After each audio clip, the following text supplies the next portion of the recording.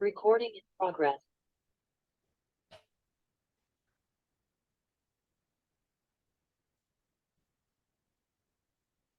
Okay. All right. Everybody good this evening? Yeah. Good. Okay. I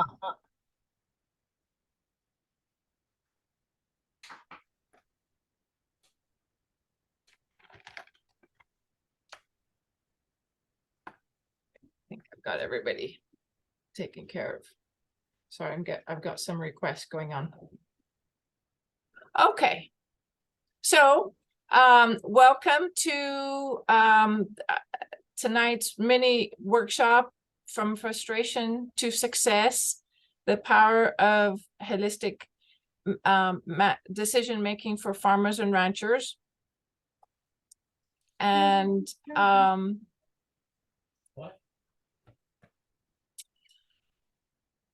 I wanted to mention that what I share is just a small piece of how you can embrace the complexity that we're dealing with when we're dealing with nature, with people, with money. But what I'm sharing tonight is an important foundational practice that will help you get to the operation and the life that you want. So tonight I will go over why a holistic approach is critical to managing for success. I will also review defining what you manage. I will also review defining your values and your desired outcomes. And then lastly, how to test the decisions to make sure it honors your values and your desired outcomes.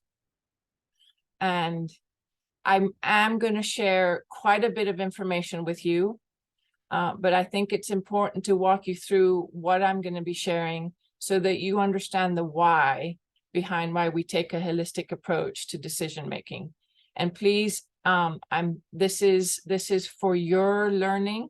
So if you have a question, if I've confused you, if you need clarification, please don't hesitate to ask me a question. We're a small enough group that if you just want to chime in as I'm talking, that's fine.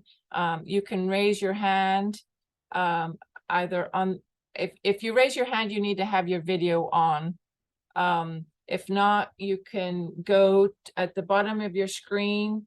If you go to reactions and you click on reactions, it will show you wave, a thumbs up, and some faces, and it will also show you raise hands. And so you can click that, and I'll see that too.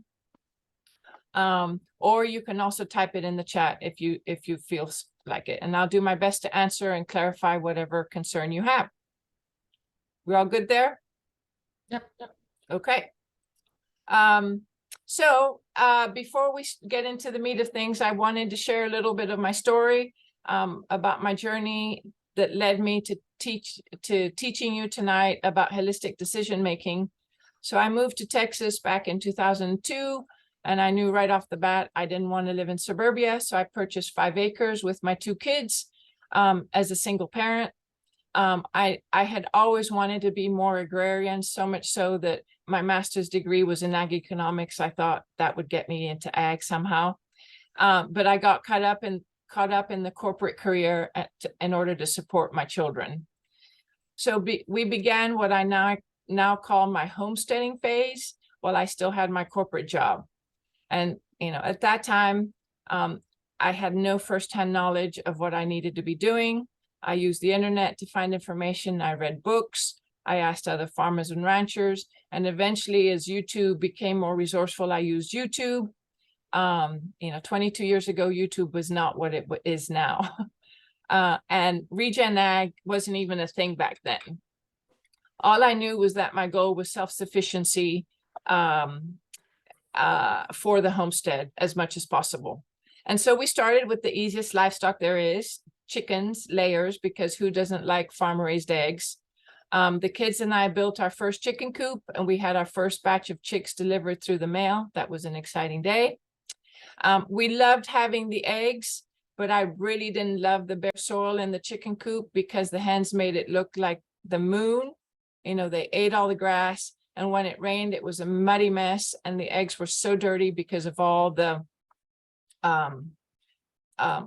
the mud that they had on their feet. Then I read Joe Salatin's Pastured Poultry Profits. Say that 3 times quickly. And I learned about movable coops, otherwise known as chicken tractors. And this idea of moving the hens to fresh grass really resonated with me, and solved the problem of the dirty eggs. So we tore down the permanent coop and built a layer tractor with nesting boxes for the eggs. And the tractors work great. The hens fertilize the grass. They only graze the grass for a day or 2 or 3 if I didn't get my act together, or if the kids didn't do the chores as they needed to, and the eggs were clean. But I noticed that the grass in the area where the permanent coop had been took a really long time to recover. And it wasn't until much later that I understood that the hens' constant grazing of the grass is called overgrazing, and can result in killing the grass completely, because you die off, the roots die off. And it got so muddy because the water capped the soil and didn't allow the rainwater to infiltrate, causing the erosion and causing the mud. And if you ever have ever had layers and you've sold your egg abundance, you know that the egg laying enterprise is never profitable. I could never make it profitable. So my corporate job was paying the feed bill. That enterprise was not sustainable within the homestead. And I was a homestead, right? So every homestead needs a milk cow. And I had kids at that. My son was a teenager then, and he drank an awful lot of milk. And so we got a dairy cow so that we could have the milk and the cheese. And then what we didn't consume, we thought we would sell as raw milk. And at that time, I had two pastures that had 2 acres each in them. And so I had the cow graze on that. The first year, the pastures were lush and the cow did great on it. In the winter, I had to purchase hay bales and supplemented with alfalfa hay, which I paid with my corporate salary. In the second year, I noticed that my pastures weren't so lush and were getting weedier. And I continued to allow the cow to access all the pastures during the grass growth, and again had to purchase hay bales to feed during that winter, paid by my corporate salary. By the third year, the pastures were looking even worse. Trusting that the experts knew more than I researched and had conversations with range managers and extension agents, and was advised to spray herbicides and purchase seed to grow grasses. This is when I first started questioning the advice I was getting. Were they just giving me a prescription, or were they really solving my problem? And you know, I'm trying to be self-sustainable, so spending money unnecessarily was not what I wanted to do. And spraying herbicides and purchasing that grass seed was going to take some money. And I didn't have the equipment. So, you know, renting the equipment was going to be costly also. I ended up not spraying the herbicide because I was really trying to be as natural as I could. But I did buy the seed, the perennial grass seed, and I broadcasted that as directed by the seed company. And I know that other methods would have been better, but this is what I had to work with. Ultimately, the germination of that perennial grass seed was almost non-existent. So again, I had used income from my corporate salary to fund this project, and it was unsuccessful. And I was starting to getting a little frustrated that I was doing all this work and really not seeing the results. So, you know, I had this cow, and aside from the fact that she was destroying my pastures, we had all this extra milk, but I really had a hard time selling it because ultimately I didn't know how to market it, and I didn't feel confident that I knew how to do that. And I didn't have the time. I was working a corporate job. I was having to commute. The kids had after school activities that I had running around to. So time was scarce, and the milk that we weren't consuming and weren't being bought by the customers I did have I ended up throwing away, which is disgraceful. Nobody should throw milk away unless you have pigs, and but that's a whole different issue. Because I couldn't sell the milk because of my poor marketing skills, I had no milk income. So guess where the money was coming from to support this milk enterprise? Again, from my corporate salary. So I ended up selling the milk cow because we couldn't handle all the milk production, and because it just really wasn't sustainable and profitable. And I have tons of stories, you know, of all these things that I did that really didn't work out. And I spent a ton of money. If only I could get that back now, I'd be so happy. Anyway, but the underlying of all of this was, you know, I read articles, I subscribed to Acres Magazine, I subscribed to Stockman Grass Farmer, I subscribed to a homesteading magazine that I now can't remember the name. And there was all these cool articles, and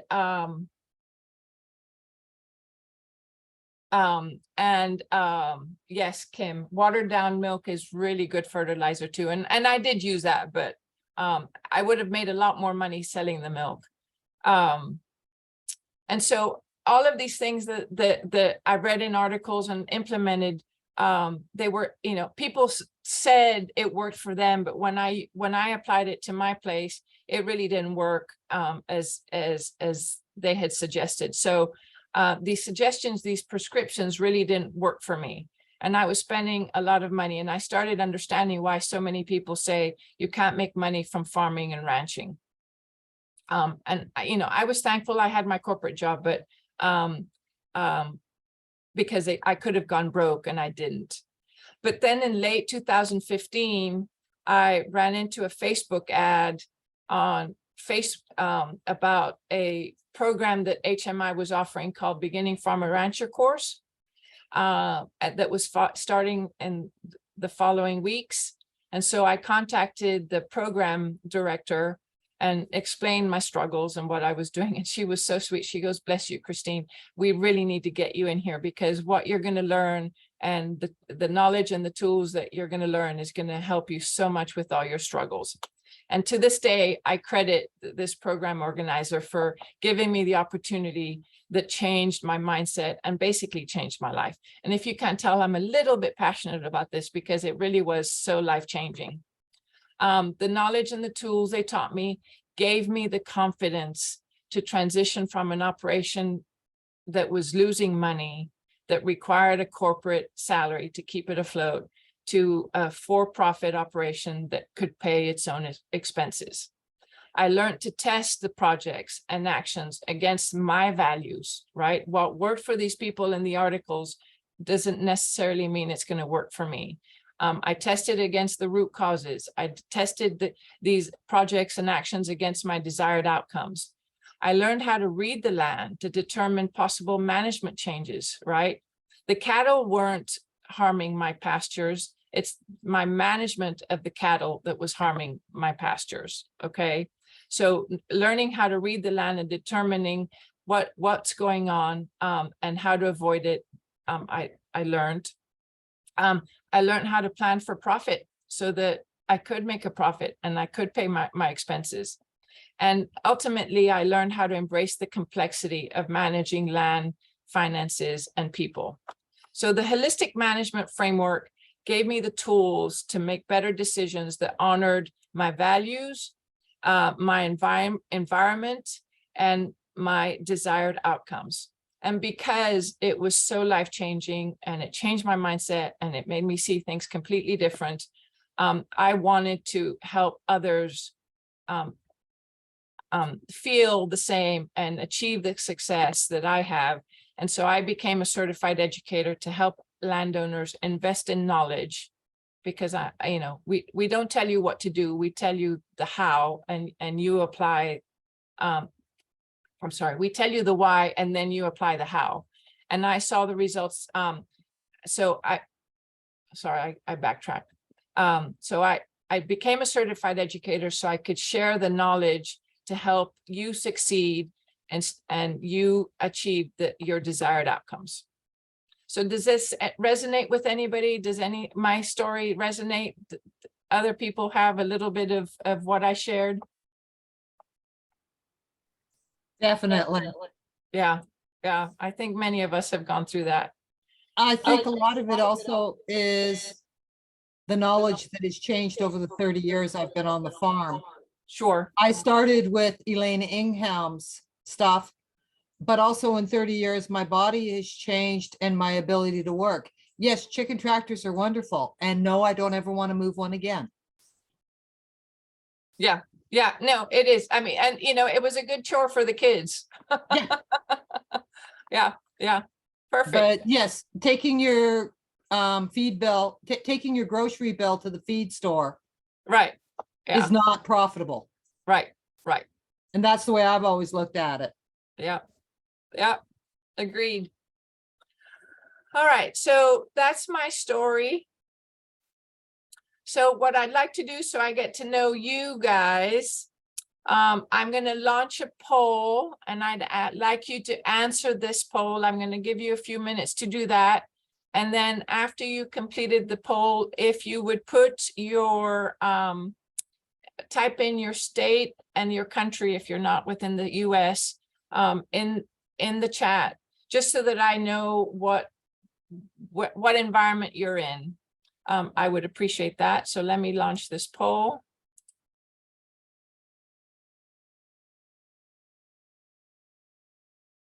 And I will give you a minute and a half to do that. It's a pretty simple poll.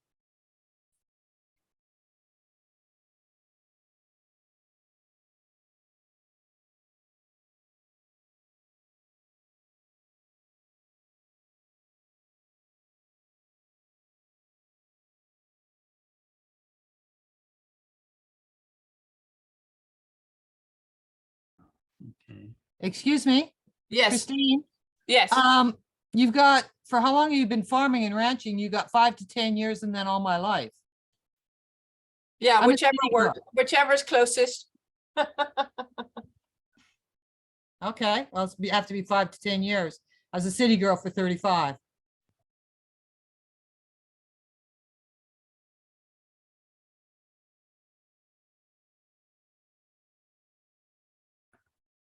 Thank you for putting, for those of you that have put on your video, thank you, because it's a lot nicer to look at faces than it is to a blank screen. I was multitasking for a little Oh, bit. I totally get that. No, I totally get that. No, I totally get that. No, that's fine. Okay.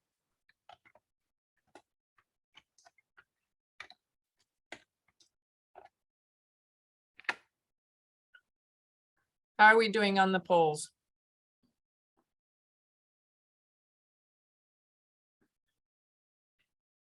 There's another Christine Martin. Ah, that's better. Mhm.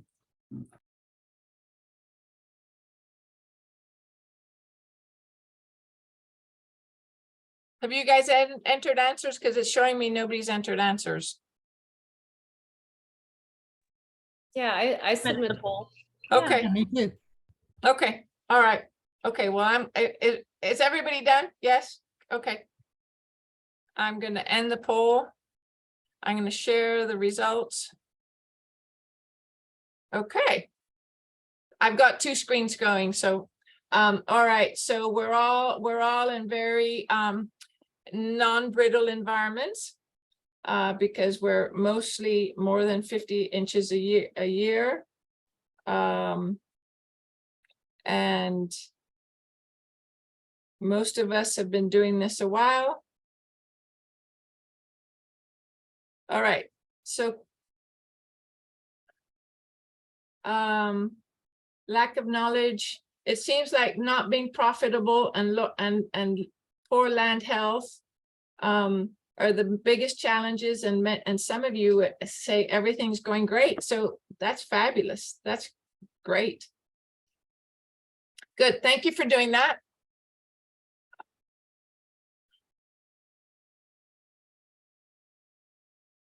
And thank you for sharing where you are.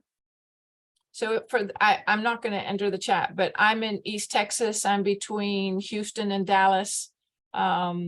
between Buffalo and Palestine. So East Texas, Green Country, Rolling Hills.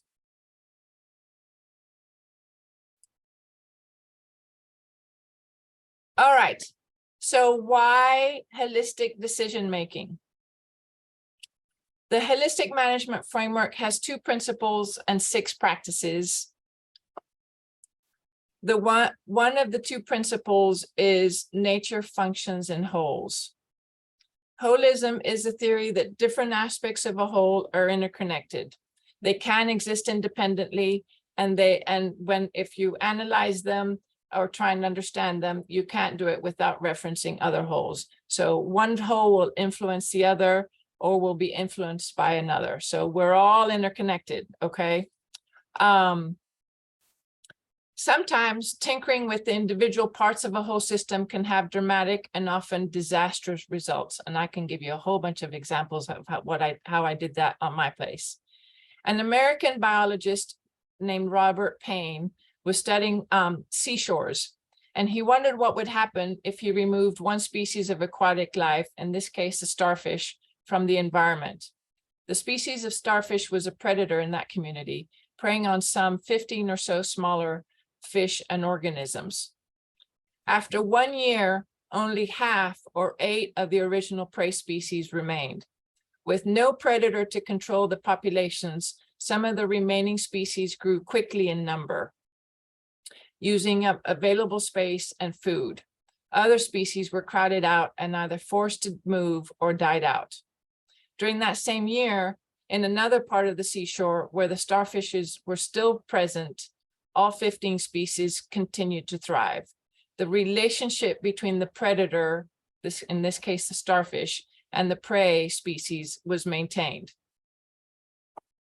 So as holistic managers, if we're going to look at things as a whole, we want to pay attention to the relationship, the interconnectedness as we make decisions, because we will influence another whole. We will affect another relationship. Does that make sense to everybody? Yeah, okay. All right, so for those of you that don't understand, what do I mean by a whole? Wholes within wholes, wholes are within wholes, and we exist as part of a larger whole and as part of a smaller whole. So let's start with you, and you exist in this state, in this country, in this earth, in this universe. You exist in relationship with your family. You exist in relationship with your land. You exist in relationship with your farm or ranch enterprise. You exist in relationship with your community. You exist in relationship, there we go. You exist in relationship with your suppliers and providers, and you exist with many other wholes that, I mean, there are so many, it could be in infinitum. And all of these relationships will influence your decision, and your decision will influence many wholes, okay? So can anybody think of a supplier or a provider in your operation that would influence you, or your decision would influence them? Any ideas?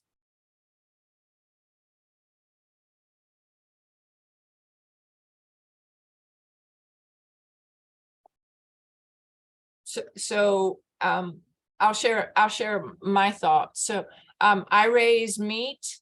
I raise livestock that I sell direct to consumer as meat. If my processor decides to shut down, is that going to influence my decision?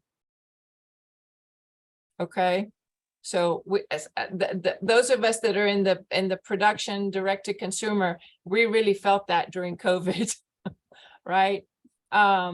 If my poultry feed supplier decides to increase their price, is that going to influence me, right? So all of these connected, even I was thinking today, I need to order more egg cartons for my eggs, right? And I checked this afternoon and their prices have gone up a lot since I ordered last time. And so, you know, I already have expensive eggs and now they're going to be even more expensive. So it's important to understand who will affect your decisions and your operation, and make a list. And we'll go into that in a little bit. So after you've recognized all the relationships and or holes that you influence you and you influence them, it's important to define the whole that you do manage, which is part of the second practice of the holistic management framework. In most cases, the wholes will at least include your family, your land, and your farm or ranch enterprises, okay? Knowing who and what your whole includes helps you determine, importantly, who makes the decisions, right? And then secondly, who influences the decisions made. It also helps put boundaries around what you can and cannot manage. When I first was introduced to this, it was an eye-opener about what I could and couldn't influence. And so understanding that those relationships really help you define and helps you make better decisions too. All right, another question. Which wholes could you be influenced by? In this diagram, what other wholes would, aside from suppliers and providers, which I just shared, on these other wholes that I have blank, can anybody come up with some ideas? That health and age, yep. Yeah, community. Community, yeah. The water cycle. Yeah, the ecosystems, right? The ecosystem, yes, it will. So what, how about inflation, right? The inflation's part of the, you know, it's part of the big circle, I would imagine. But the government is going to influence you, right? Their policies and procedures are going to influence you. So not that you need to get into that nitty-gritty, but understanding all the levers that can be pulled that will affect you will make your decisions a little bit easier to make. Okay, so now you've determined the relationships that will affect you. Now we need to define what you actually manage within your whole, okay? So the first thing we need to decide is the management team. Who are the decision makers that will be part of the management team, right? And the reason we want to make sure to determine who the management team is, because decisions affect the whole, it is critical to include everybody who is going to be directly or indirectly affected by this decision, right? Typically, the management team will, they will be responsible for creating the holistic goal that we will discuss in a little bit.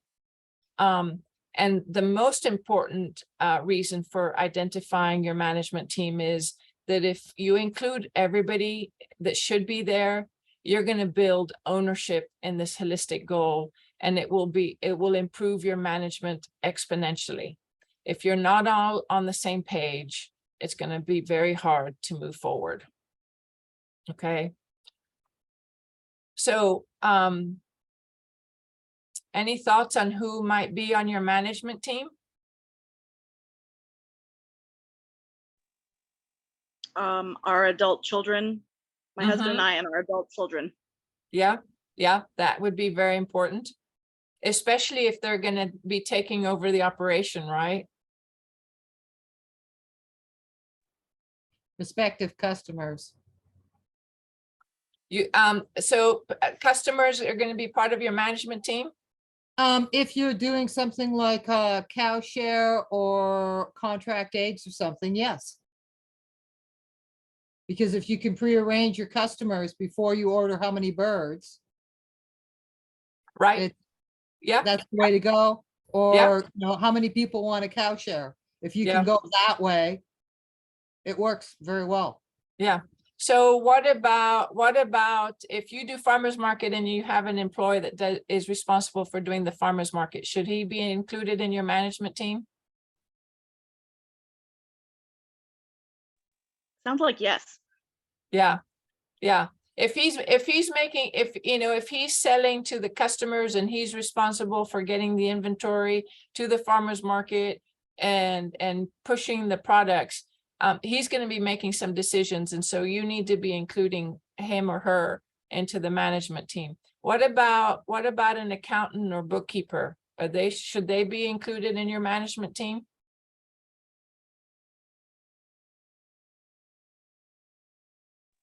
Yes. If you're Why- using one outside of the home, Right, right. some And of so us do our own. why should they be included in your management team? Because otherwise you don't know if you're making a profit or not if you That's can't read the right. book. Unless you're trained to read the books, you have to Yeah. hire somebody to do it. Yeah, yeah, yeah, yeah, yeah. So, not necessarily that the accountant or the bookkeeper is gonna maybe write your holistic goal, but they should definitely be on that hierarchy, somewhere in that hierarchy of the management team, right? All right, good. The next thing we need to do is take an inventory of the assets from which you will generate your revenue or support you in your life and business, right? And these will include physical assets like your land, the tractors, the money you have in the bank, but you should also include people. Not maybe they won't be making a decision, but they are vital for you and your operation, right? If you've been using a consultant or if you've been using a mentor and they've been helping you guide your business, then they're an asset for you, they're a knowledge base for you to go to find that, your extension guy.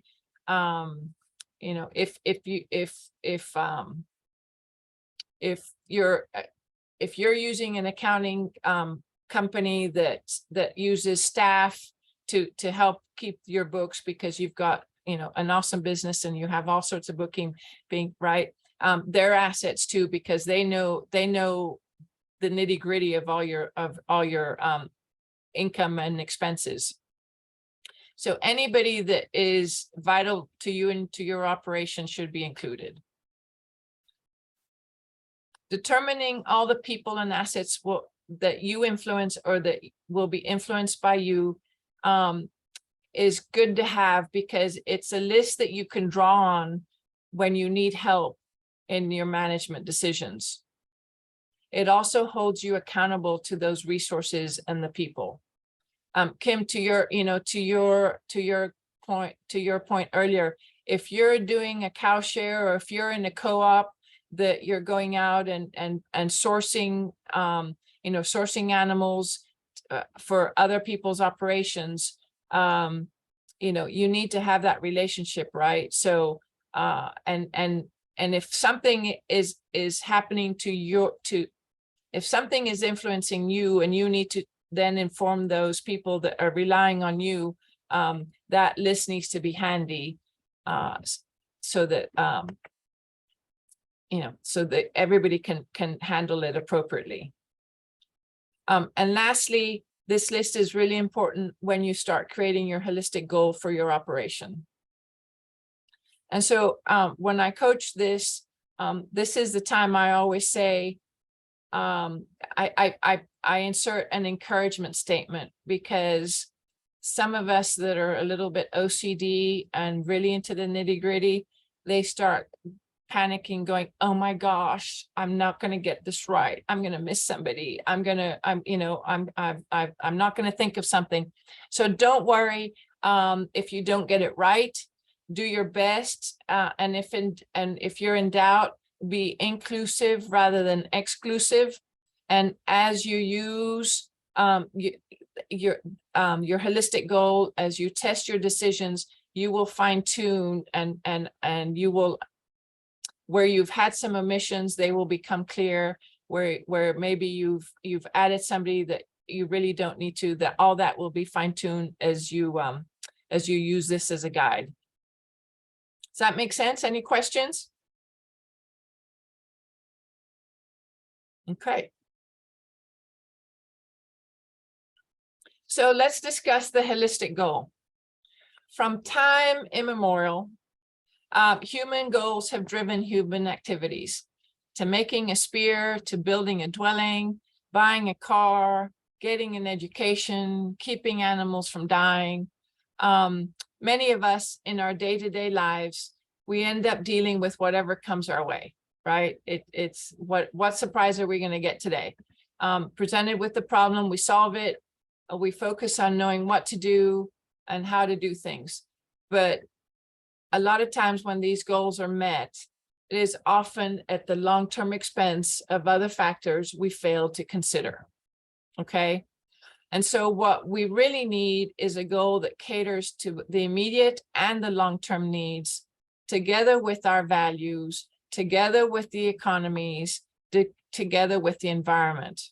And the holistic goal accomplishes this, which is the second part of the holistic management practice. So the real purpose in stating what you want is a shift in perspective. Having a holistic goal focuses on what you want. That becomes your compass, pointing to your true north. My true north is going to be completely different than your true north. And it simplifies decision by acting as a guide. It's going to help you weed out what isn't relevant to you. And so think of it this way. Having your management team and assets in a rowboat, right? And you've got them all sitting, you've got all of them in the rowboat, and everybody dips their oars in the water and starts rowing. And you might end up going in the direction you all want to go, or you might end up going around in circles because everyone is pulling their oars in opposite directions. Or you might end up rowing together, but going in a completely opposite direction than what you need to go. So you and your other decision makers in your management team can begin to chart the direction you want to live your lives, where you want your farm and ranch to go by formulating a holistic goal. And ultimately, it creates a common ground, and by including everybody in the formulation of the holistic goal, it creates ownership so that everybody wants to move towards it. So question to you guys, do you think that if you had a true north amongst all your management and you had a common ground among the decision makers, would it eliminate some of the frustrations or the overwhelm that some of you might feel? I know it did me. When I sat with my now ex-husband and my daughter who was helping with the ranch,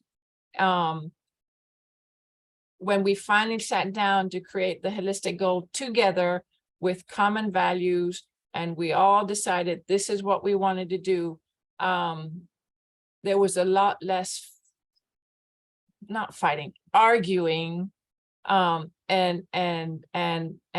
you know, saying I'm right, you're wrong type attitude. So it's amazing how just in the process of formulating the goal, it all gets you on the same page. So goals are unique because as individuals, we are all unique. Okay. Your immediate needs and long-term vision is going to be different than mine and others. Your holistic perspective will be different with relation to people, profit, and planet. or environment. So as I said earlier, my holistic goal is going to look completely different than your holistic goal. And so when making a decision, you'll have a different whole, a different management team, a different asset base, and a different true north. So will a prescription that everybody gets work for you? Likely not. And so a lot of times when we're out doing our research or talking to peers or the experts, you know, they're saying, okay, just do this. But they're coming from a whole different context, environment, management team, whole. So it's really important that when you hear all this advice, that you then bring it back to what your desired outcome is, what your values are. And I'm getting ahead of myself, but so let's discuss the elements of the holistic goal. And the holistic goal should be a written document. I have mine posted behind my computer screen right here on the wall, so I can refer to it at all times. And it is a living document made up of 3 parts that help us focus on the true north. The first element of the holistic goal is it describes your values and your quality of life, and asks the question, what do you want in life? The second aspect is the behaviors and systems you need to have in place to have your quality of life. And obviously these two, the quality of life and the behaviors and systems, both relate to each other. And lastly, your long-term future vision is included, which includes how you have to behave in order to achieve your long-term vision, a description of your future landscape, of what you need your landscape to look like, and also your future community, what you need your future community to have to support you. And with some people that I've coached, this last section, this future vision, I've had people that I've coached that instead of having a descriptive, they use a vision board to do that. They like the visual aspect of it. And so however you like to do it, that's fine. But when you're testing decisions, understanding where you want to get to will help you make a decision now. Okay. Some points of note: each of the elements of the holistic goal build on each other. So it's important that you don't skip ahead and you don't eliminate any one of them. Be open to all possibilities by avoiding biases. If you avoid biases, it'll limit, if you include biases, it will limit your creativity.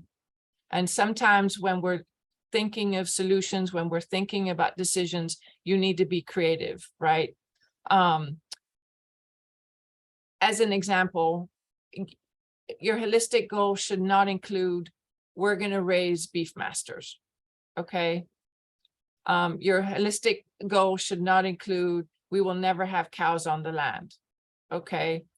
Your holistic goal should state what you want, and then you test your decision to see, do we need cows on the land or do we not need cows on the land? Are beef masters the animal that we want to have on the land, or do we go with a different breed? So testing your decision will weed out the how-to, but you still need that goal to decide if it's going to work for you or not. And then revise your holistic goal if there's any significant change in your management team, right? When after the divorce from my husband, after my daughter left, I had to go back and revise my holistic goal, because now I didn't have to worry about their values and their needs. Now it was just about me, which made it much easier to write my holistic goal. But it should be updated as things change within the management team. Any questions? Comments, thoughts? Okay. All right. So, starting with your quality of life and values, identify what's really important to you. How would you feel if it went away or it decreased? Okay. So what do you value? What's important to you? And after coaching several people, I find that this can be overwhelming for many. And actually, I find that a lot of people haven't really, except for maybe financial security, a lot of people haven't thought about what other factors they really value. So so I give them this list of this table of value words, and I have them do the following exercise. I have them go through these and pick the top 10 from this list, and then rank them into the most important, the average importance, and the least importance. And then using the most important, I have them ask why 5 times to clarify the value, okay? And the reason we do this, and I do this, is because when I first started my training, I worked with a group of underprivileged young agrarians, and we were working through determining a holistic goal, writing a holistic goal. And one young man said power was the most important to him. And when I kept asking him why power was most important, it resulted that he felt he needed to have power so that he could put programs in place to help other underprivileged teenagers and young adults improve their lifestyle and their life. He associated power. Yes, I can email that, Kim.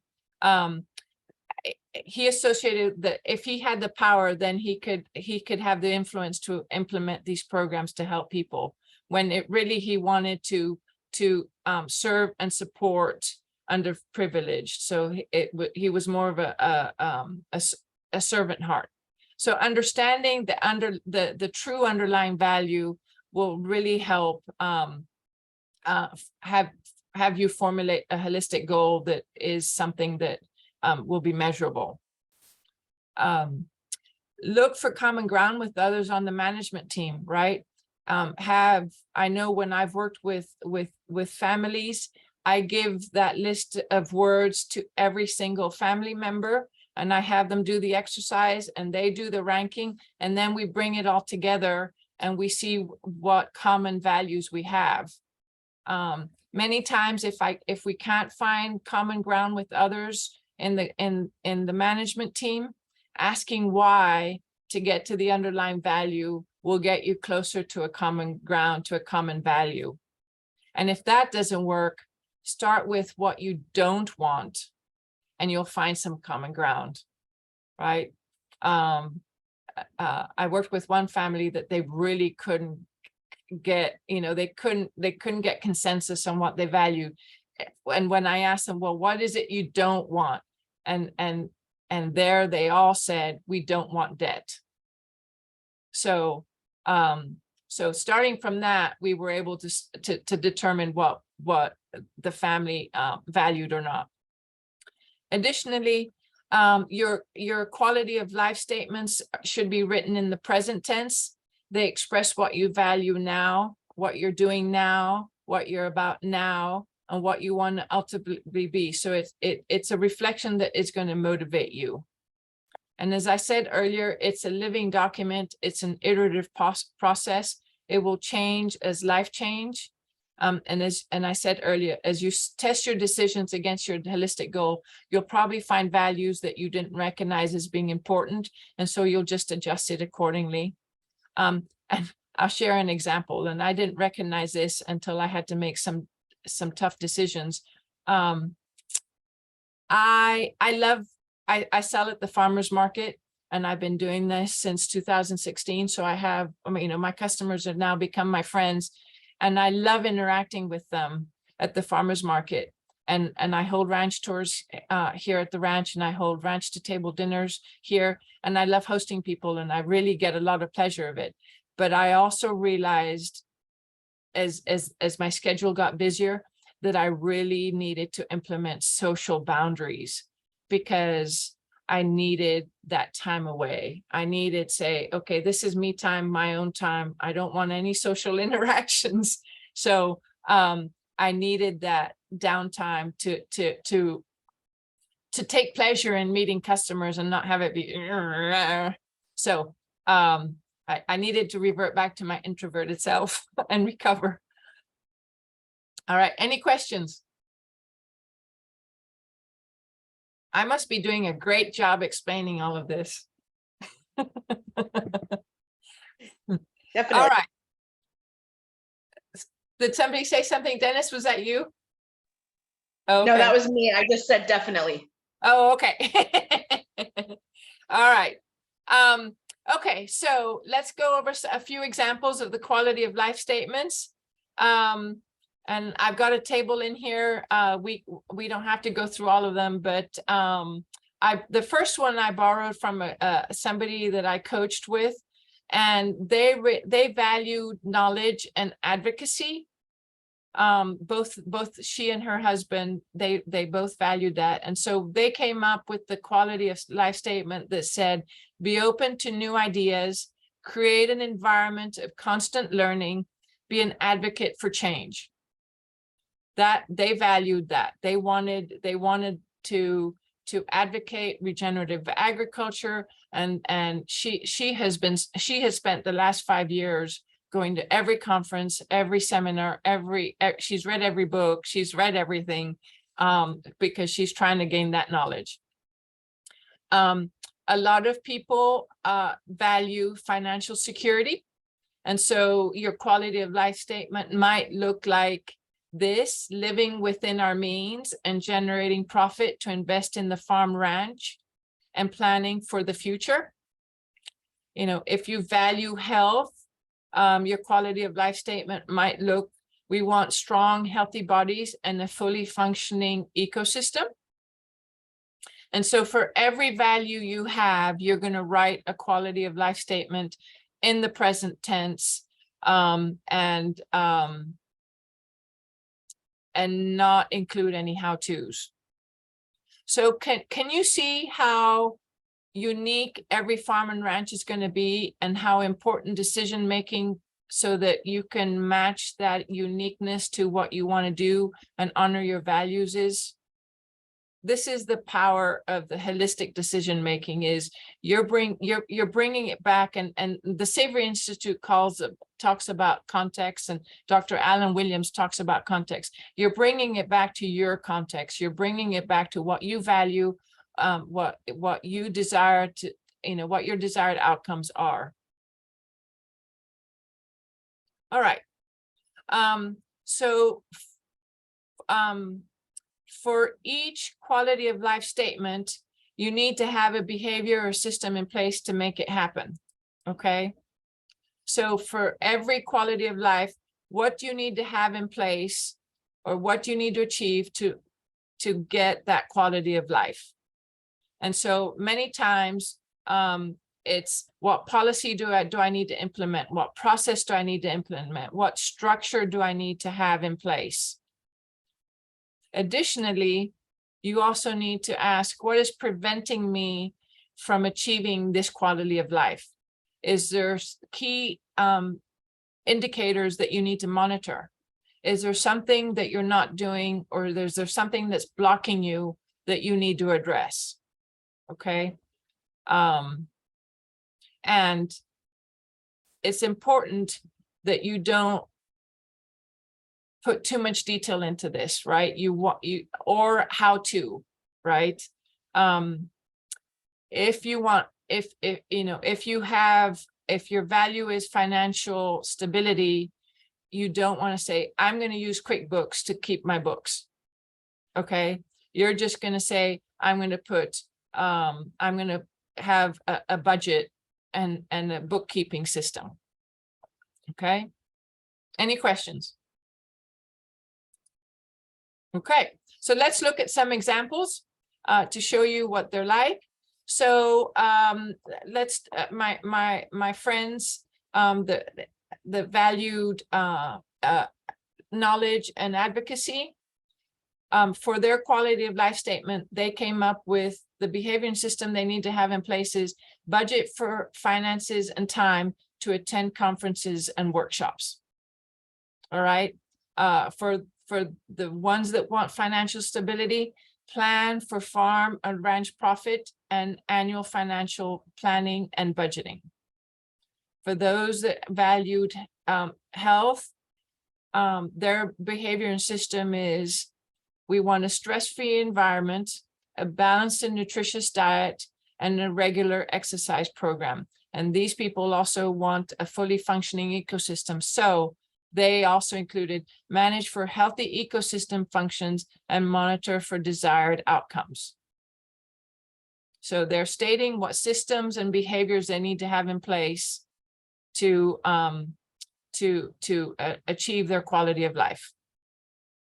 And again, can you see how unique every farm and ranch is going to be, and how we need to test all of these decisions and actions that we do so that they match to our uniqueness, to our desired outcomes?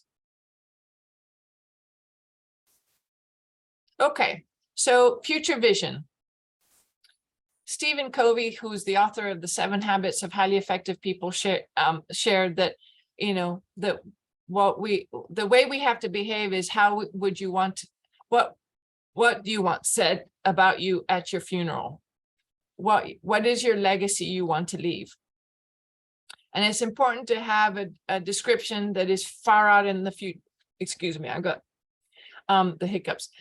Don't be limited by what's happening now. If you want to be futuristic, include your future vision as crazy as it may be, because if this is what you want, this is, you know, we all like time immemorial, right? We set a goal and we achieve it. So if we can set that futuristic vision, we will make decisions to move ourselves towards that.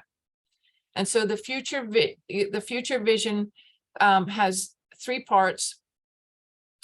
The first one is, what behavior must you have in place, and how must people know, and not behavior, I'm sorry. How must people know or perceive you? And then with the landscape, what resources will you need? What must be in the condition and the quality of the ecosystem processes to have the future landscape you want? And lastly, with respect to community, what services must your community provide? What kind of people will you need to have around you? You know, my future vision includes, you know, as we age, our bodies start reacting to our abuse. And so my future vision includes more holistic, natural doctors, and not doctors that will treat a symptom instead of the root cause. So, but you know, that's because it's me, you know, that's my unique holistic goal. Any questions about the future vision? So let's. Actually, yeah, I'm noticing with community, but that's not really something we can plan for, because we may not be able to find the people that we need.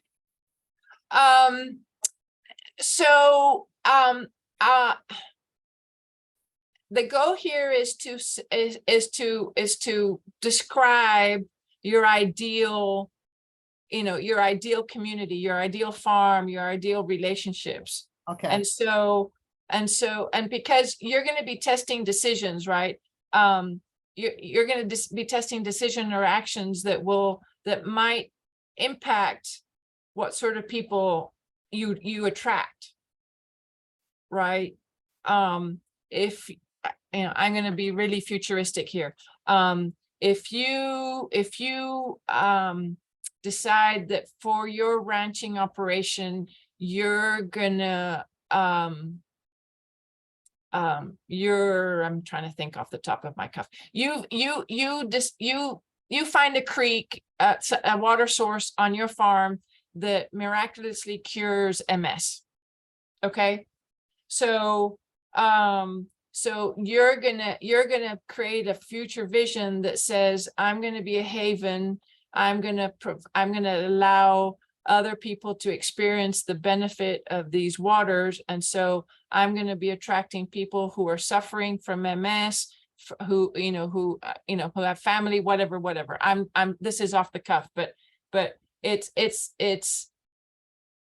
if you describe what you want, a lot of times you get what you want, right? And it's the same concept of in marketing, right? When you market to an ideal customer.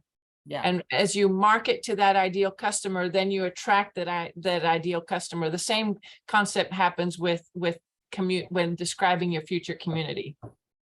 Except there's not enough, a lot of people around to have MCS, but yeah, okay. I didn't hear what he had to say. Okay, good. Did that help, Kim? Yes. Okay, Yeah, it does. It's basically what we've been doing, except MCS is in the way. yeah. And that's Well, a very narrow, tiny, tiny portion of the population. yeah, yeah. Well, it was just an example, right? Yeah. And now because of what you're going through, maybe you have to readjust your holistic goal accordingly, right? Because there's been changes in the management. Yeah. Perfect. Good question. All right, so let's review some future vision examples with behavior. How must we be known and seen by others? We're a loving, supportive family, active community members, honest, kind, and generous. I think everybody aspires to do that. Landscape, how will our land look like and feel? Land will be healthy, beautiful, stable. We will have effective water and mineral cycles, high energy flow, and rich biodiversity in the land we manage.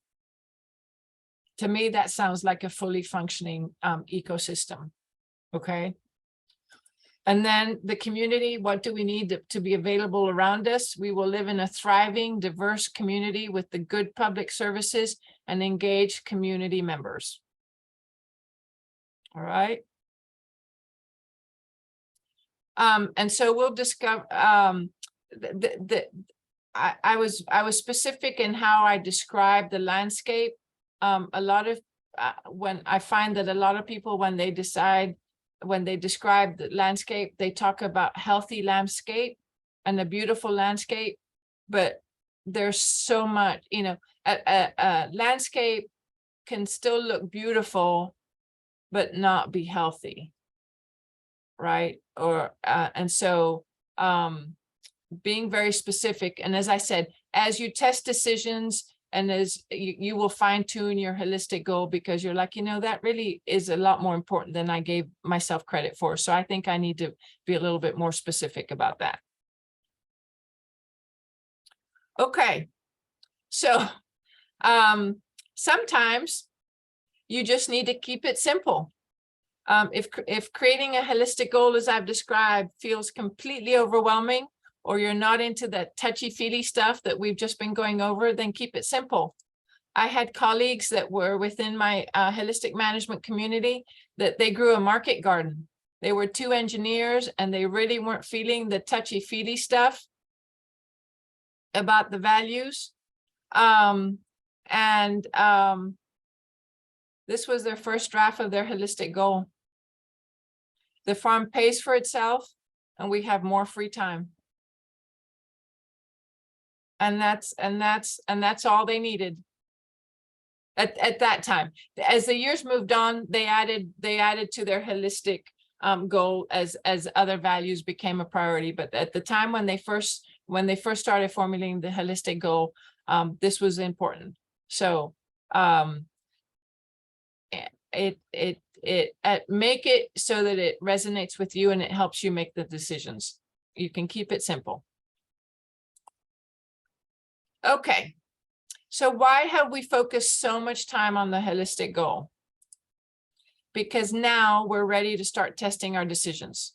You know what your true north is. You know what your quality of life you want, what you need to have in place to have that quality of life, and you have a description of what you want your future life to look like.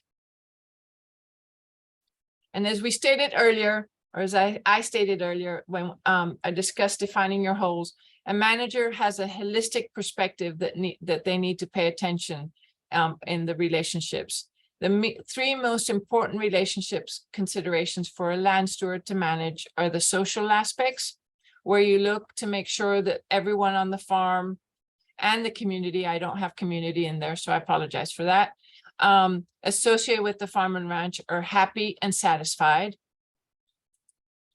On the financial, are you making the profit you need to maintain and grow your farm and ranch operation?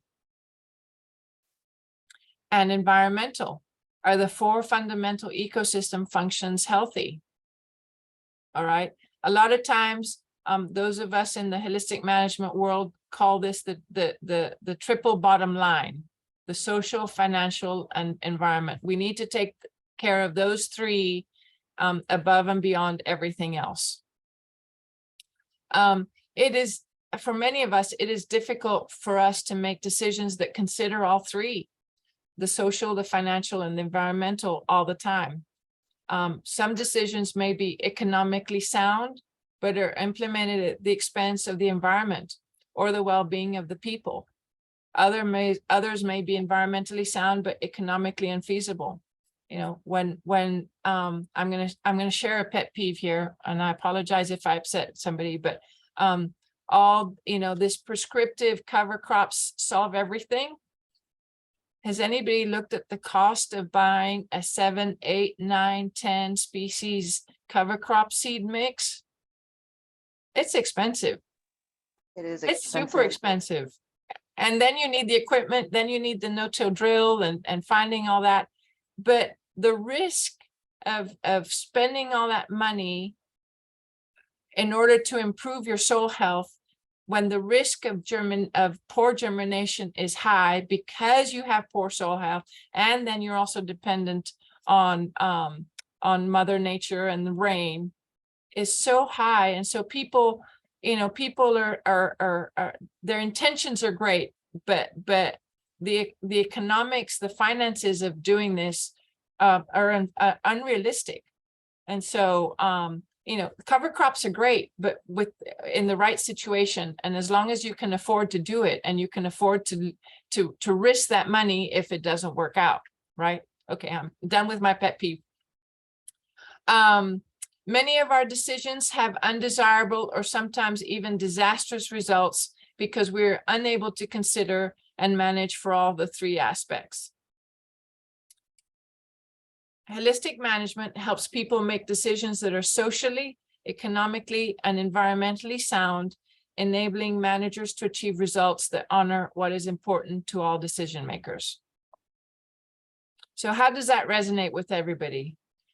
A show of hands if you would like to make socially, economically, and environmentally sound decisions that allow you to achieve your desired results. How many people? Yeah, I think all of us, right? Yeah. So how do we do this? How do we manage that triple bottom line? We can test our decisions.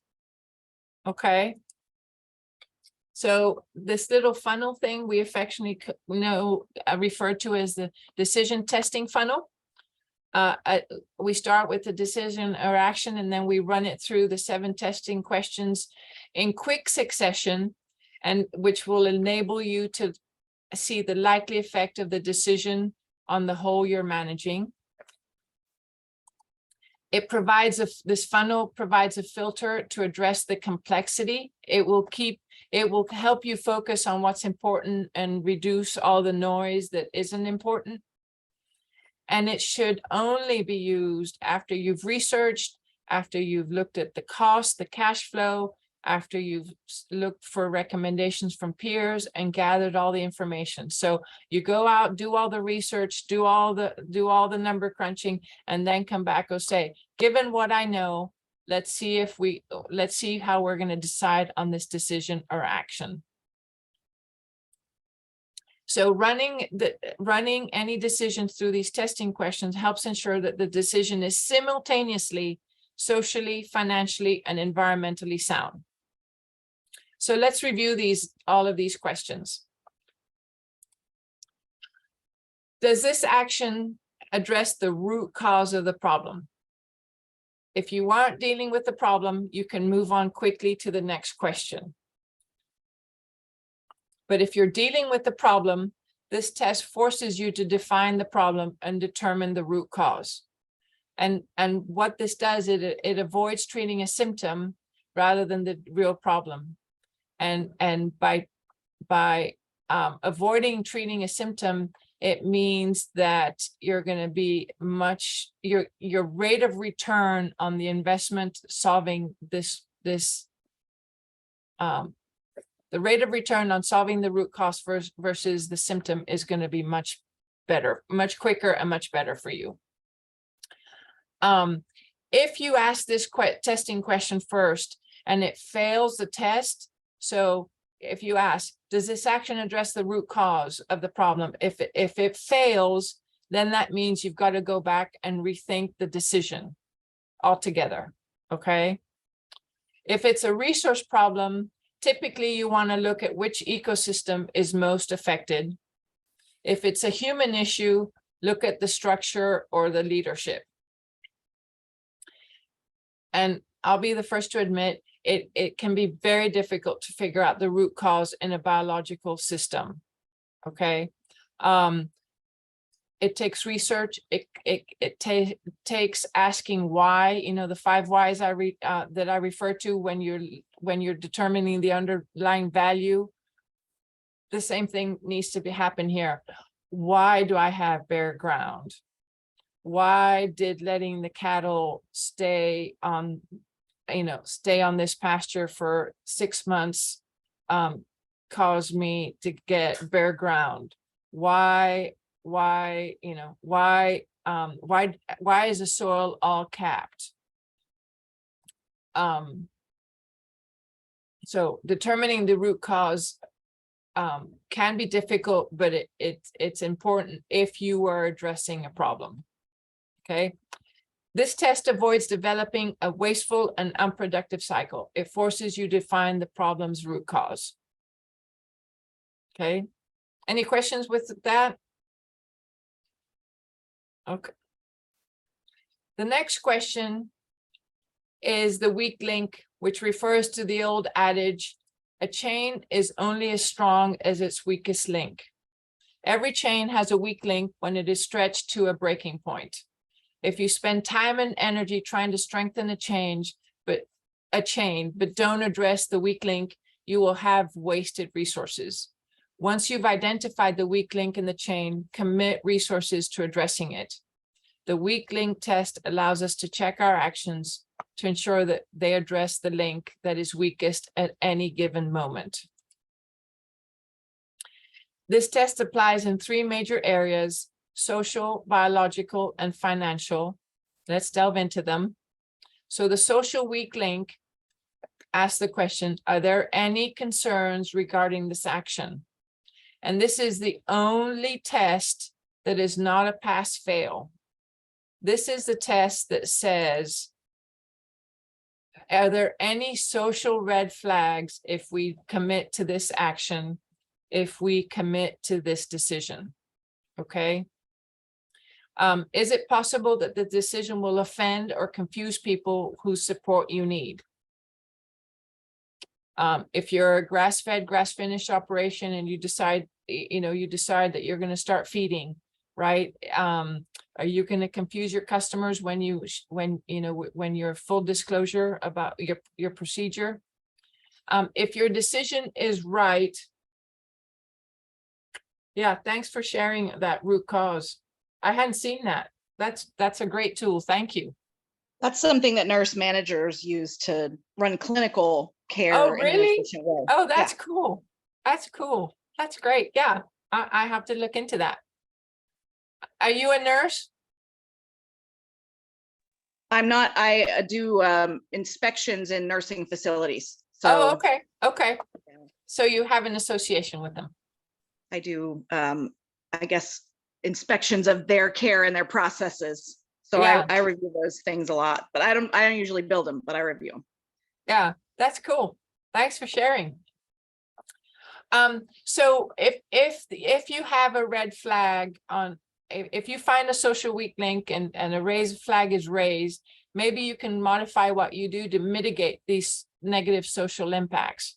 Or maybe it's just an issue of informing, communicating, as an example, I didn't experience this, but one of my colleagues did. A ranch that had neighbors all around them, they were debating about bringing in beehives. their concern was, they thought they heard that one of the children was extremely allergic to bee stings. They were also concerned about the pesticide use of the neighbors and how they would affect the bees. And so sending out a note to the neighbors talking about the benefits of bees and addressing the and confirming that the child was sensitive to bee stings would really helped in modifying the decision that they eventually made. All right, the biological weak link test. This test is used when you're dealing with populations of animals or plants that have become a problem or that you want to promote or increase. As an example, parasite infested cattle, leafy spurge, cockroaches in the kitchen, that kind of stuff. And so the question is, does this action address the weakest point in the life cycle of this organism? Every organism has a point of greatest vulnerability during its life cycle. And we call that the weak link. So one of the possible weak links is with animals is the gestation, in plants is the germination, right? Infancy and growth, rapid development and growth requires significant resources to sustain and growth. You'll see a lot of this, but both germination and in the growth, especially when you're doing plants, you will really tell the evidence of your poor soil health and the imbalances in the minerals and the vitamins will be very quickly recognized with the growth of the plants. And then we've got the reproduction stage, if the heifer isn't breeding back, and then maturity, right? After an organism reaches maturity, most of the resources are used to maintain the organism. Growth the growth is not happening. So by recognizing this vulnerability, your ability increases to effectively and often less expensively reduce the numbers of problem organisms or increase the numbers of populations you want to enhance. Obviously, understanding the life cycle of the animals, of the plants, of the the vegetation will help you determine the weak link. And so we end up very quickly becoming experts at whatever we're trying to grow. And then lastly, the financial weak link. Each year you need to identify the weakest link in the chain of production. So you're going to go to every enterprise and see, is there a weak link in these enterprises? And that's what we mean chain of production. Look for the link preventing you from making progress towards the holistic goal. We look, that log jam, you've got all sorts, you've got great cattle, but they're not breeding back. Or no, you've got great cattle, but you're breeding back, you're having calves, but the calves aren't growing well. That would be a financial weak link. So the question is, does this action address the weakest link in the chain of production? In my enterprise, what single thing will have the greatest impact on my chain of production? So we have three of them: the resource conversion, the product conversion, and the market conversion. The resource conversion is converting sunlight energy through plants into goods or services, or it could be the lack of sufficient raw resources, such as money, capacity, or talent. If you don't have the knowledge, this will be a resource conversion. The product conversion is if you're having problem converting what you produce into a marketable form. Raising that calf to adequate processing weight in the time period that is reasonable for the breed. The market conversion is if you have a weak link in selling what you produce for a profit. If you've created a great product or service and have difficult selling it, you have a marketing conversion weak link. Okay. Using the holistic management financial planning process, you determine your financial weak link. So this is a key component in the financial planning module, and it clarifies whether it's the resource conversion product and whatever, and I'm sorry, and the marketing weak link. But the benefit of determining the weak link, it helps prioritize where you're going to apply capital to fix, or knowledge or talent. You're going to it will identify where you need to spend resources to get the greatest return for your money, to strengthen the chain. A key point with the financial weak link is if you test any other decision, it will fail the financial weak link if it doesn't lead you to your short and long-term solution. Once you determine which link is the weakest, then any expense which helps strengthen it is a wealth-generating expense. Does that make sense to everybody? So if you spend money addressing the financial weak link, it's going to end up generating more income for you. Any questions? Okay. Comparing options is the next decision testing question, and it asks which action gets the biggest bang for the buck towards your holistic goal. What is your highest return? Comparing option test is when you compare two or more possible actions and prioritize efforts and expenses. So as an example,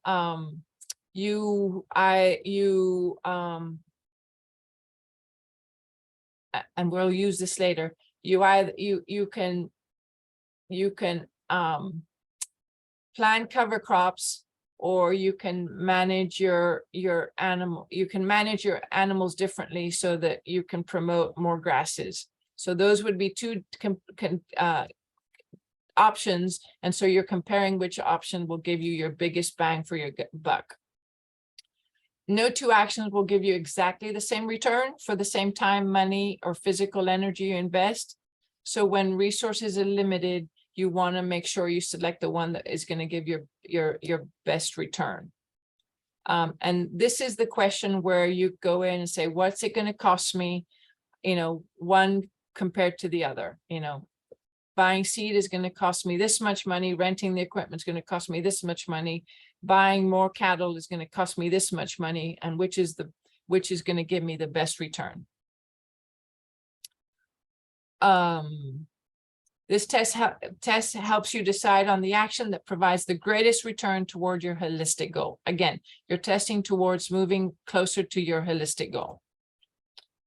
The gross profit analysis test is used to compare two or more products, and it's products or services. So by that, I mean enterprises. So you're comparing two different enterprises.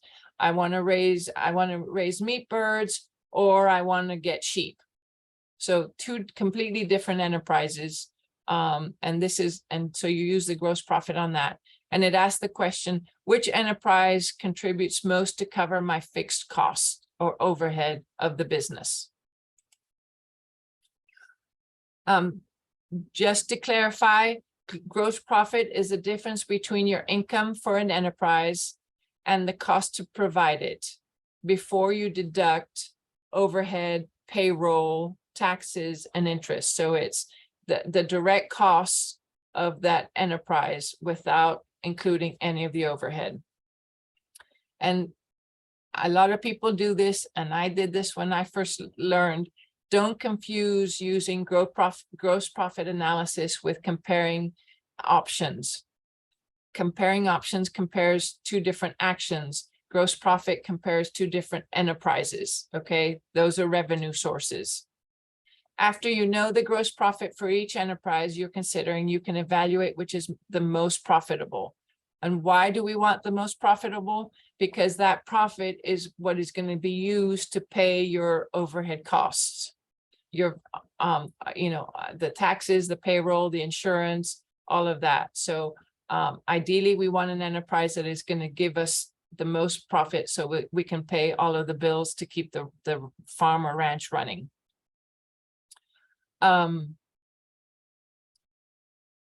This will be covered in much deeper if you take the holistic financial planning process, which as an accountant, it floored me how comprehensive that planning module is.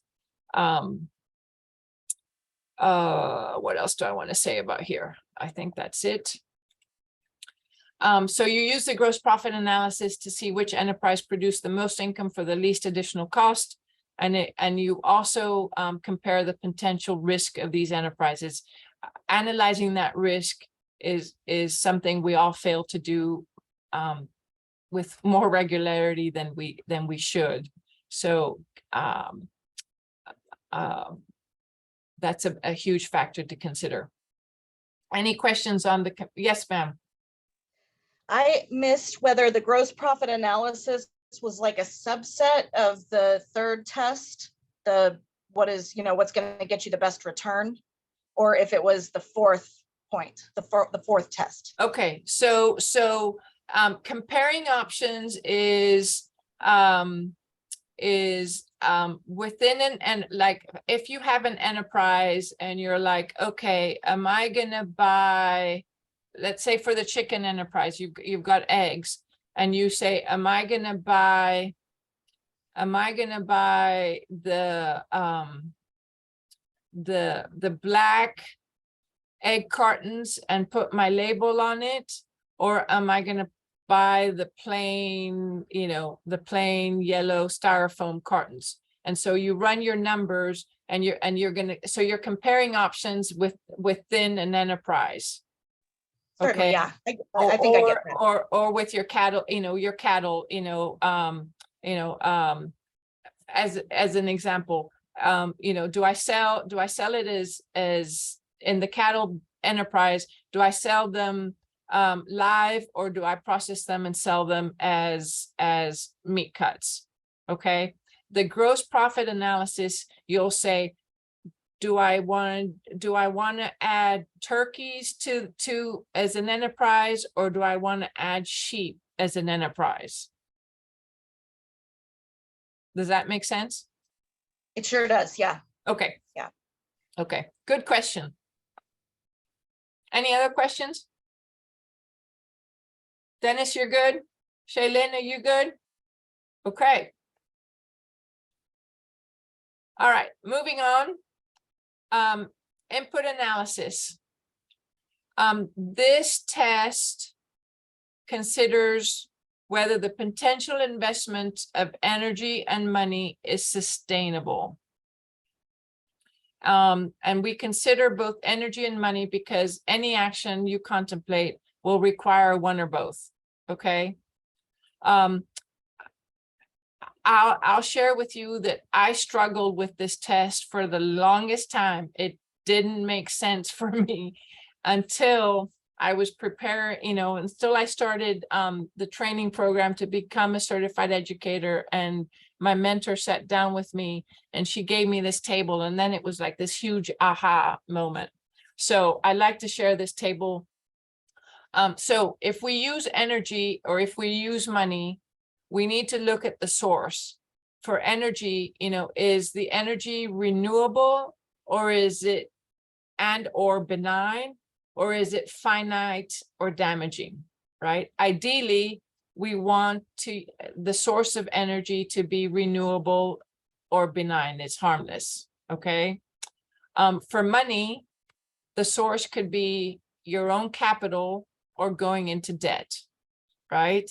So which is more sustainable? On the use of energy and money, is it going to be a one-time investment, or is it going to be a recurring expense? And by recurring expense, I mean maintenance. Ideally, we want it to be a one-time investment. And that's one of my other things about these cover crops.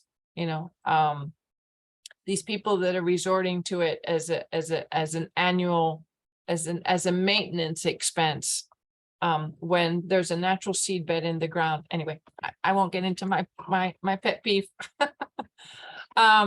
So is this table helpful to understand what we're looking at when we're considering decision? Like, for example, the cover crops, right? You have to buy the seed, you have to rent heavy equipment, you have to pay, you have to put diesel into the heavy equipment. And so you're using all this diesel to plant these crops. And then whether you crimp them or whatever, you're using the diesel. Is that renewable? Is that finite? Is that damaging? Is that benign? Okay. And then is this going to be something that is a one-time thing, or is this maintenance? You know, so you're going to test that and compare that to your holistic goal. And there is no right or wrong. It's just, again, bring it back to what you value, how you want to have, what your desired outcomes need to be. Investment encourages you to consider how to solve the problem using renewable sources and to weigh your options carefully, looking for sustainable investments. Is that a fair statement for you guys? Okay, cool. Okay, lastly, oops, I've got an issue. The vision statement. Does this action lead toward or away from the vision in your holistic goal? Okay. Will it move you towards or away your holistic goal? The question helps you keep in mind the long-term consequences of your actions and your behavior. Right? And then lastly, that gut check. The gut check asks you how you feel about the action or decision, not what you think. And actually no question carries more weight than this gut check. I've actually made a decision where the decision failed all of the above questions, but it just felt like the right thing to do, and so I did it. And so far I haven't seen any undesirable consequences from it. So an action or decision may pass all of the tests, and you may choose not to do it because it just doesn't feel right. It might not pass the majority of the testing questions, but you feel it's the right thing you can do. And when you do that, you can work to mitigate the consequences by identifying what you do to monitor, to make sure that if consequences start showing up, you address it sooner than later. The gut check is also a very useful test with your management team members that have ownership. And so our social, cultural, and values and our traditions will all play into this. And ultimately, this question processes all the information you have analyzed in the other 6 tests, bearing in mind the quality of life you've described in your holistic goal. Okay. So it's 7:30. So I've gone 7 minutes too long. So you guys put up with me for 7 extra minutes. So thank you. Does anybody have any questions, any comments? If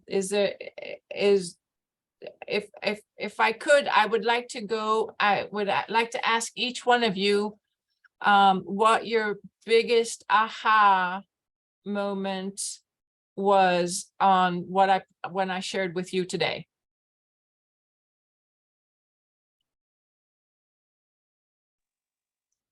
Well, I had been looking at I'm on my phone, so I've just been looking at you guys on my phone. And I scrolled over to the other screen and saw the slides for the first time and saw the list of the 7 tests. So that was cool, but and I think this is going to be really, really helpful for us. I Perfect, appreciate perfect. you. So when I send you the recording, then you'll get to see the entire presentation. Yeah, I'm going to screenshot all of them actually and put them in an email to my husband, who is out on our land right now installing a gate. We didn't even have access before, so now we've got a That's good. culvert and a gate. Oh, I apologize. I didn't realize my face was so lit up. It got dark. There we go. Is that better? Thank you for Um, everything. Thank you, Shaylin. I had fun creating the slides. As you can tell, I'm a very visual person, and so trying to condense this information into slides was important to me. Dennis, any Yeah. so you like that? Good. And are you a visual person? Yes, very Yeah. visual. Yeah. So the slides definitely help. So good. And anything else? I mean, any of the information that I shared resonate with you? Yes, context is everything. Yeah. Thank you. No, thank you. Dennis, how about you? My situation is a little different than everybody. I actually work at a small university, and I'm creating a proposal that we actually run our beef operation at a profit on purpose. Amazing. And part of the issue is that's not really what universities do. Yeah. Because where our weak link is, or part of our weak link is, we don't have enough people. So we have a cow herd of 300 mama cows plus heifers and 1,200 acres. And we don't have enough faculty to do research projects because we're actually so busy teaching. Granted, if we had graduate students, that Right. would free up our time some. Right. But there's no university that I'm right off aware of that, would have probably gone through this type of training and would be using the kind of strategy that maybe that they actually think that they would actually use if they were at their house. For example, when I asked our farm manager, what size mama cows would you have? And she said, 1,200 pound cows. And I said, well, our cows are a little bit bigger than that. Not a lot bigger, but a little bit bigger. And she credits that towards by having slightly larger bulls. We sell bulls, yearling bulls. And by having slightly larger bulls, then it's easier to sell them, right? And we've seen this time and time again. If your cattle are too small, then a lot of the seed stock producers go to selling 18-month-old bulls because nobody wants to buy their yearlings. They appear too small. We don't get more money for our 18-month-old bulls. We get the same price for the 18-month-old bulls as yearling bulls, so we make yearling bulls. This is a long story, but my point is that my proposal is actually to operate the farm as a for-profit farm, in which we're actually analyzing the genetics that achieve profitability. And in the past, all of the management that's been done in seed stock herds and university herds has been very selective grazing, allowing the cattle, basically to have more. They've never been stressed due to lack of nutrition for the most part. Yeah. And if we're trying to increase stocking rate, we're probably going to stress these cattle some, but we don't know which genetics actually work in that situation. Yeah. Well, wouldn't it be nice for the university to run programs that people, normal operations could emulate? Well, yeah, and the problem is that's not none of the full professors want to train graduate students to save the world. They're like, no, we're going to do a little project that you can complete in your 2-year or 3-year time, and you can get your degree. And so they don't do save the world kind of projects. Yeah. That's not what they do. Yeah. And partially because it's the way the graduate programs are set up. A master's is 2 years, PhD might be 3. Nobody's going to stay at this very long. And so long-term breeding projects don't happen. Yeah.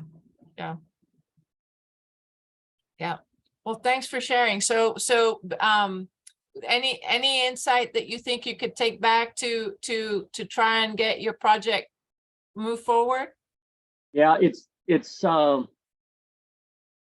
number one problem is always going to be the egos of those in charge. That's where the common ground, right?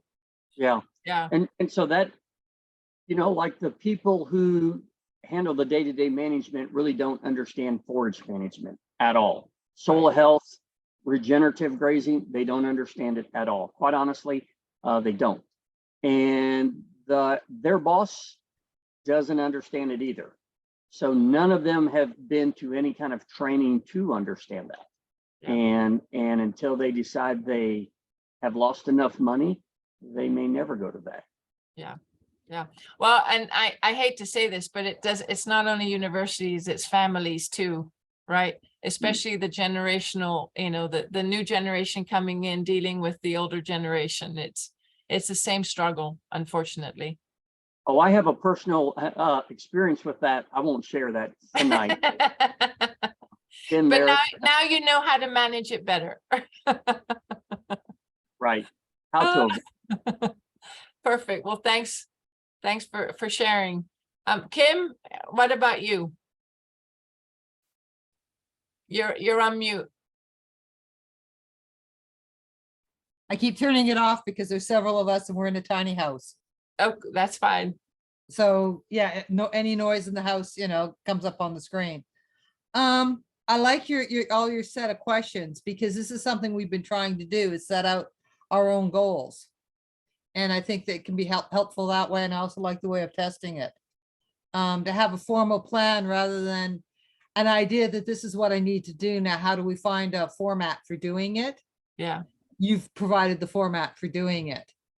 So yeah, it's kind of interesting. We're at a different kind of phase in that, yeah, we've been farming a long time, but because of health issues and stuff, we let it go. Now it's worse than bare land. But in one way, but in the other way, I have healthy soil. Because my land has been chemical free for 30 years. And it used to be rotationally grazed. And I still have, even though we've come through some pretty horrific droughts, I've still got good grass. So, yeah, you're helping me remember that, yeah, I've got some assets. Yeah, you definitely have some assets, and it sounds like you have some biological wealth, right? That you're living off of, right? And I have this conversation with so many of the older generation. They're like, well, I'm just doing as my granddaddy did. I said, yes, but your granddaddy had a whole different environment than what you've got. No, your granddaddies who burned my land out. Well, Because yeah, when I bought exactly. my Yeah, land. My yeah. land was cotton until the cotton wouldn't grow, corn till the corn wouldn't grow, overgrazed till the cattle starved, and then they sold it to a crazy Canadian that didn't know any better. Well, is that what happened actually? Yeah, that's the actual history of my property. That's fabulous that you know that. I made a point of talking to the old people in the neighborhood. Yeah, There good. was an 85-year-old black man that used to live half a mile down the road when we bought it, who picked cotton on my land when he was 6 years old. That's amazing. So yeah, I've been able to find out a lot about the land, and I managed to get rid of the cotton rot. Good. Actually, Elaine Ingham helped me a fair bit with it That's great. because she made all of her discoveries in the mid 90s as I was getting into looking after it and stuff. And I was on her Yahoo group. That's I great. had to learn the language of everybody who's doing PhDs in this stuff. Well, thanks for sharing. All You're right. welcome. I'm gonna A- say goodnight. Yes, thank you, Kim, for joining us. Good You to see too. you. Hope to see you one day for coffee. Yes, definitely. Okay, ADG, because I forget, I didn't get your name. What was your aha? Oh, actually, I already talked. My name's Annie. Annie, okay, Yeah. okay, But yeah, I spoke about the graphics and the graphics, okay. definitely just, I mean, I believe in systems, and this is an excellent system for the intended purpose. And I'm excited to try it with my husband and really come up with some great next steps to turn this like really nice property into a working farm. And so you said you're in Denton, is that right? I'm looking through the, I'm not, our land No. is in Smithland in Marion County. It's just west of Jefferson. oh, east of okay, Springfield. okay, Yeah, okay. it's right Yeah, by there we Caddo go. Lake, actually, like just about 12 miles from Caddo Lake, which is really Yeah, nice. yeah, okay, Yeah, we just bought it in September. We live in San Marcos. I'm still Okay. raising minor children and yeah, we live in the burbs, but we hope to move there in about 5 years. So we've got 5 years to like really prepare and work on it and hopefully only spend cash on it and pay off the land. yeah. So, since it's, are you inheriting a lot of infrastructure or not? Very little. There's a telephone wire that goes over the property. So, we could get telephone. I mean, we can get electricity. Water, we'll have to do something. Yeah, We're gonna have to probably not dig a well. We're gonna try rain collection. We'll see how it goes. They're supposed to get 52 in Marion County. I'm sure that has not been the case for many years. yeah, I bet it's probably 36 to 40. yeah. So, I'm a frustrated architect, so I've been on 3 properties since I moved to Texas, and every property I, had to make my own. But the land planning module that Holistic Management offers is very comprehensive. And so when you start, since you've got the 5-year plan, to figure out what infrastructure you want to put in and then match it to your financial budget. And then I'm an architect, so I like maps and I like designs, and so getting vellum and say year 1, year 2, year 3, year 4, and think of the progression of buildings and infrastructure so that you can say, oh no, I need to change that because we want to, put the orchard here or whatever it is. It's a really good for planning your ranch if you've got if you're starting from scratch. And even if you inherit some infrastructure too. Very little. Yeah, just fencing, sort of Yeah. half-hearted fencing. Yeah. But you had me at getting vellum. Yeah. So all right. Crafts, okay. Yeah. Cool. Great. All right. Well, any questions, comments, concerns? Great. Well, thank you so much for joining. I will, as soon as this recording downloads, I will send that out, likely tomorrow because internet out here is terrible. But I appreciate you guys joining. I will be posting on my Facebook group about future events and try and share more coaching opportunities. So I would love to get a little bit more interaction in the Facebook group. So mention questions, comments, concerns, and then everybody can learn from it or share their wisdom. Thank you. Thank you so much, Christine. Thank You're you, welcome. everybody. Thanks. Bye. Bye.